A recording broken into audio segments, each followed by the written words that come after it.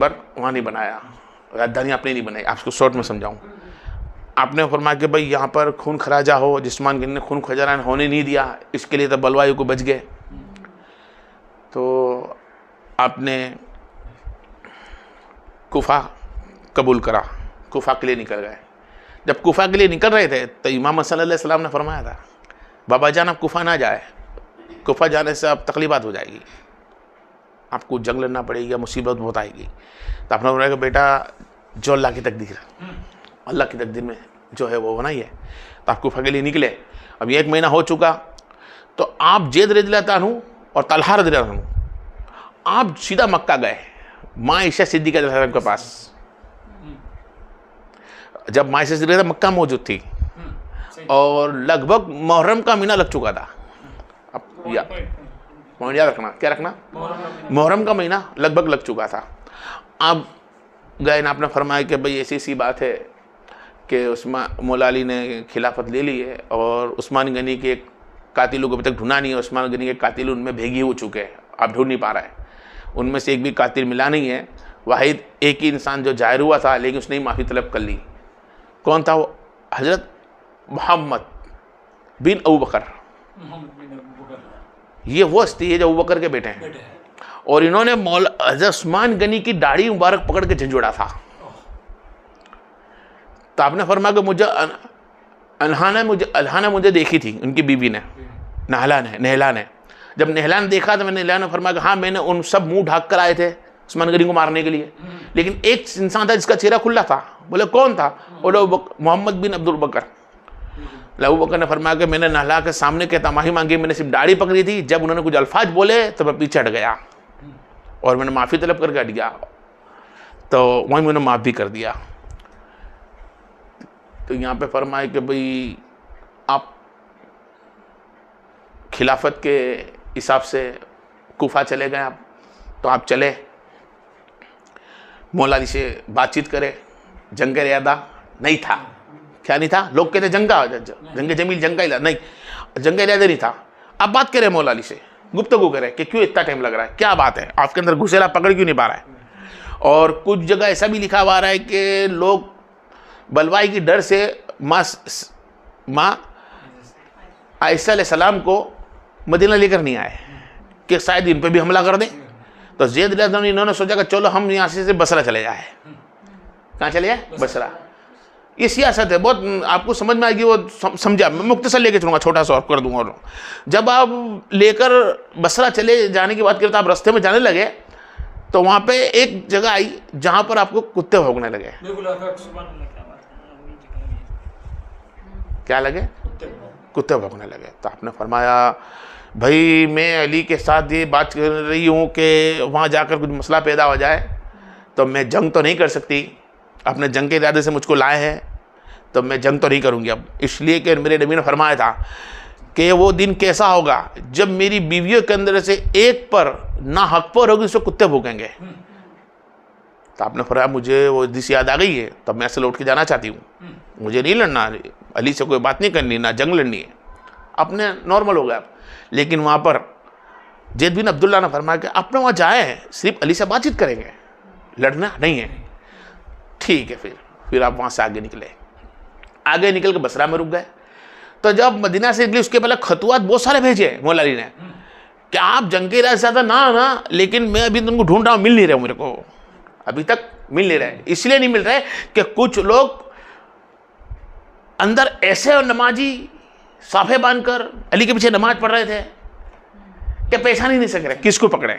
और शरीयत का हुसूल था, नबी शरीयत पे चला रहे थे कि भाई जब तक इंसान पकड़ा नहीं जाता उसको सजा कैसे दूं। अगर चलो किसी को मैंने उस्मान गनी के लिए सजा दे भी दी और वो गुनहगार ना निकला, तो क़यामत की उसकी सजा मुझे होगी ना। अब आ रही समझ में?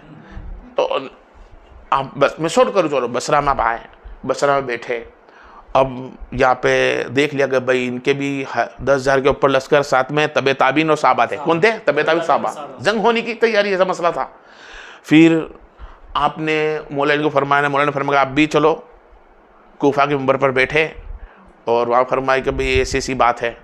तो वहाँ पे गुफा में अपने जहाँ जंग होती थी मैदान में अपने खेमा नाका। खेमा नाखने के बाद वक्त हो गया असर और मगरिब का, समझ लो मगरिब की नमाज थी। मगरिब की नमाज हुई नहीं की तैयारी से था, आपने फरमाया कि जाओ तलहा और जुबैर को बोलो कि क्या आप इमामत कराते हो तो मैं नमाज पढ़ने आ जाऊं, या मैं नमाज पढ़ाता हूं आप आ जाए। तो जुबैर तलहा ने फरमाया कि हाँ अली हम तुम्हारे पीछे नमाज पढ़ने आते हैं, इसलिए हम हमको कुफार नहीं जानते। और यहाँ अली का भी मशवरा था कि आप मुसलमान हो, आप आए समझ। और असरा बसरा वाले हैं, जो 10 सहाबी थे असरा बसरा, उसमें सासरा बासरा वाले हैं लोग, और अवली साहबाओं में से। अब यहाँ पे मगरिब की नमाज हुई, मगरिब की नमाज मशवरे हुए। अब मशवरे के अंदर खुतवात हुआ कि भाई मैं ढूंढ लूँगा इनको, ये होगा ये होगा, सब खत वत लिख लिया। लेकिन यहाँ खत लिख रहे थे, यहाँ पे बलवाई जो दुश्मन थे हस्साम बिन अब्दुल्ला के कुछ लोग, वो न मरवान बिन अब्दुल्ला उसके, जो माँ इसे सिद्दीक़ के ग्रुप में घुस चुके थे, वो न कुछ यहाँ बढ़ गए। अब ये सोच रहे कि इनकी सुलह हो जाएगी तो अपना जो मिशन है वो तो होना नहीं है, लेकिन अपने को ऐसी चाल चले कि इनके झगड़े हो जाए और हम बाहर निकल जाए। मरवान के कुछ लोग थे, हस्साम के भी कुछ लोग थे, ठीक है। अब ये सब दुश्मन है दीन के, खलीफाए राशिदीन के, मुसलमानों के, इस्लाम के, ये दुश्मन थे कलमा पढ़ने वाले, पर मुनाफिक गया था इन लोगों को। आपको आज की जो जंग चल रही है वही पता चल जाएगी। आज की जो जंग चल रही है ईरान की इजराइल के साथ, जो गल्फ के अंदर जो मारा जा रहा है मुसलमान देशों को भी, आप मालूम पड़ेगा इसमें क्या हो रहा है आपको। तो मगरिब की नमाज के बाद सुलो गया कि भाई खतवा तो लिख दिए गए, ईशा की नमाज भी हो चुकी है, अब रात बहुत हुई, इसमें कुछ कम ज़्यादा करना और शरीर के मुताबिक कुछ आगे पीछे, तो हम इसके लिए सुबह की नमाज बात करेंगे। अब यहाँ पे भी जैद रज़ा अल्लाह के लश्कर को लेंगे चले गए, ने मौला अली का लश्कर भी आराम करने लगा। तो अब ये इन्होंने क्या करा कि पीछे से अब सब आराम में गए, तो दोनों जने निकले, दो गिरोह ने, दोनों गिरोह ने एक बाजी मौला अली के तरफ हमला किया और एक बाजू माँ ईसा सिद्दीक़ अलैहिस्सलाम पर ऐसे कहा। अब यहाँ पे जब जंग हो गई तो मौला अली को फरमाया गया, मौला अली एकदम से क्या हुआ, बोले जैद रज़ा ने गद्दारी कर ली, उन्होंने पीछे वार किया। और यहाँ पे देखो, यहाँ पे अपना जैद को गया, जैद ने क्या हुआ, तो बोले इन्होंने वार करा अली वालों ने। अब ये दोनों में चली रात की जंग, अखी रात लड़ने के बाद दोपहर हो गई, 10,000 साहबा मरे। कितने साहबा? 10,000 साहबा। अब यहाँ पे जंग हो रही है, ऐसे में तलहा रज़ियल्लाहु अन्हु मौला अली के सामने आ गए। पॉइंट ऑफ नोट, जैसे तलहा रज़ियल्लाहु अन्हु सामने आए तो मौला अली ने तलवार रोक दी और हमारा तलहा कुछ बात करो आपसे, तो आपने भी रोक दी तलहा ने। हाँ जी बोलिए, क्या आपने सुना था कि अल्लाह रसूल ने एक हदीस बताई थी? बोले क्या? ये हदीस समझ इसी आपको कि अल्लाह तो उससे राजी रहे जो अली से राजी हो, अल्लाह तो उससे नाराज होना जो अली से नाराज हो। तो अल्लाह ने बोला हाँ बात तो याद है मेरे को। आपने दुनिया गए, आपने फरमा कर नहीं मैं बेहक पे हूं, अली हक पे है, अली हक पे है, बस ना भूलना हुआ आपका। आपने सदा लगाई कि रोको, जंग रोको, जंग रोको, पर जंग रुकी नहीं। देखा खराजियों ने कि भाई जंग रुकने वाली है, बलवाइयों ने, मुनाफिकों ने, उसमें से एक तीर आया और तलहा रज़ियल्लाहु अन्हु के पैर में लग गया। जब तलहा रज़ियल्लाहु अन्हु के पैर में लगा तो तीर झेर वाला था, और झेर पैर में जाते ही उनके बदन में लग गया और शहीद हो गए। आप सुन रहे? मैं फिर बोलूं, जब तलहा शहीद हुए उनके बाद जैद रज़ियल्लाहु अन्हु, जब जैद रज़ियल्लाहु अन्हु सामने आए मौला मुश्किल कुशा के, तब फरमाया जैद एक हदीस बनाओ जो आप रसूल ने आपको बताई थी। बोले जी बताए कि एक मरतबा मदीना के अंदर अपने हाथ पकड़ के जा रहे थे और मस्जिद नबी के अंदर घुसे तो नबी ने फरमाया ए जैद क्या एक बात बताऊं, क्या तुम अली से इतनी मोहब्बत करते हो? बोले हाँ। ये अली तुम भी से मोहब्बत करते हो? बोले हाँ। बोले एक दिन ऐसा आएगा कि तुम दोनों एक दूसरे पर तलवार उठाओगे, नबी फरमा रहे, और उस वक्त अली हक में होंगे। जैसे जैद को ये चीज फरमाई, जैद की रूह कांप उठी और जैद ने फरमाया अली आपने आंख खोल दी, मैं हदीस भूल चुका था, आपने सदा लगाई रोको रोको रोको रोको, जंग रोको। अब जंग रुक नहीं रही है, मुनाफिक रुकने नहीं दे रहे थे। मारम चालू, काटम तोड़म चालू, एक दूसरे मारे, सब 10,000 साहबा मारे जा रहे हैं। जेद धानु रुकाने के लिए आराम कर रहे हैं। एक शैतान आया, आप आराम फरमा रहे, आपकी गर्दन पे मार दिया। जब उनकी गर्दन लेकर मौला अली की बारगाह में बंदा गया और फरमा गया, मौला अली देखो मैंने जेद की गर्दन काटी, हम तो आपने फरमाया नालत हो तुझ पर, तू जन्नम का इंसान है। नबी ने फरमाया था कि जेद वो बंदा है जिसका सर काटने वाला जन्नत में होगा। यानी अली मोहब्बत करते, हक पे थे। यहां मां आयशा सिद्दीक़ा अलैहिस्सलाम जमल पे थी, यानी जमल मतलब ऊंट, ऊंट को जमल बोला जाता है अरबी में। अब जमल पे थी, ऊंट के खड़े रहने से उन लोगों को ताकत मिलती थी। किनको? बलवाइयों को। तो आपने फरमाया ऐसा पे कोई वार ना करे, ऐसा माँ है वो नबी, सब मोमिनों की माँ है। अली से इस्पक कर दे, इज्जत कर दे, ना छूट के आपने फरमाया एक काम करो, इनको नीचे उतारने के लिए आप ऊंट के पांव काट दो। तो ऊंट के पैर काटे गए।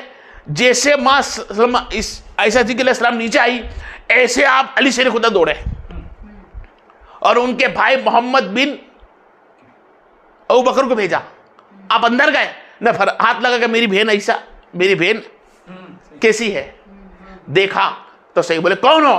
तो बोले मैं मोहम्मद अबू बकर। अच्छा, आपने उठा जी, क्या लगाते नहीं।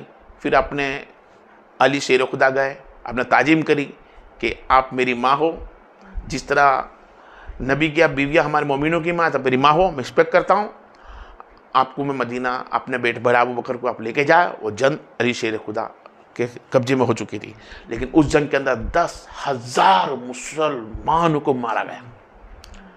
सहाबा भी थे, तबे ताबीन थे, और खराजी भी थे, मुनाफिक भी मरे हुए थे। लेकिन यहाँ पर भी एक चीज बताऊं कि जब जिस चीज के सहाबा जिस जगह मरते होते थे ना, तो वहां की नमाजें वहां के लोग पढ़ा दिया करते थे। और यहाँ सहाबा, यहाँ पे अली की तरफ कोई मारा जाता था ना, तो अली वाले नमाज पढ़े जाया करते थे जनाजे की। लेकिन अली शेर खुदा की जिंदगी के अंदर 5.5 साल आना आपकी हुकूमत नहीं खिल पाई रहा जिनकी, लेकिन एक दिन भी आपने सुकून से एक निमाला नहीं खा सके। आप समझ रहे? ये जंगे जमील थी। और जंगे जमील के बाद जब मां आयशा सलाम अक्खी जिंदगी रोती रही कि मैंने कुफ्र करीब कर लिया कि मौला से जंग ले ली। आप रोती रही। आप समझ रहे? क्योंकि जंग वो जंग ना थी, एक मुनाफिकों की साजिश थी, बलवाइयों की साजिश थी। आप समझ रहे ना? ये साजिश अभी तक चल रही है, अभी तक मौजूद है दुनिया में, और आने वाले समय के अंदर दज्जाल आएगा तब तक चलेगी। कयामत नहीं आएगी जब तक चलेगी, सोच लो। लेकिन अली शेर खुदा उस वक्त हक पे थे, क्योंकि यासर रज़ियल्लाहु अन्हु ने फरमाया था कूफा पे, इमाम हसन अलैहिस्सलाम को मिंबर पर लेकर कूफा में जब खड़े हुए, तो मिंबर पर जब फरमा के जाओ लोगों को भेगी करो, तो यासर रज़ियल्लाहु अन्हु खड़े हुए और आपने मिंबर पे खड़े करके हसन अलैहिस्सलाम को ऊंचे मिंबर पे बिठाया और नीचे बैठे, अहले बैत की कदर करी, इज्जत करी। और यासर ने फरमाया लोगों, जंग का आगाज हो चुका है, जंग के लिए लोग आए, और एक तरफ हमारी मां आयशा सिद्दीक़ा अलैहिस्सलाम है, इज्जत दी आपने यासर रज़ियल्लाहु अन्हु ने, यासर बिन अम्मार, आपने इज्जत दी और फरमाया कि आप नबी की ज़ौजा करम और सबसे प्यारी, और जन्नत में भी नबी की यही बीबी होगी। और एक तरफ मौला अली मुश्किल कुसा, यानी मौला अली है, और अल्लाह का फरमान है अत्तिउल्लाह रसूल। तो जंग अब तुम्हें देखनी है, कुफा वालों, तुम्हें किसके साथ रहना है? मां आयशा सिद्दीक़ा अलैहिस्सलाम के साथ रहना है या अल्लाह की इताअत के साथ रहना है? अब पॉइंट नोट करना। मैं मुख्तसर बोल के चल रहा हूं, बहुत सारी चीज मैंने छोड़ दी है।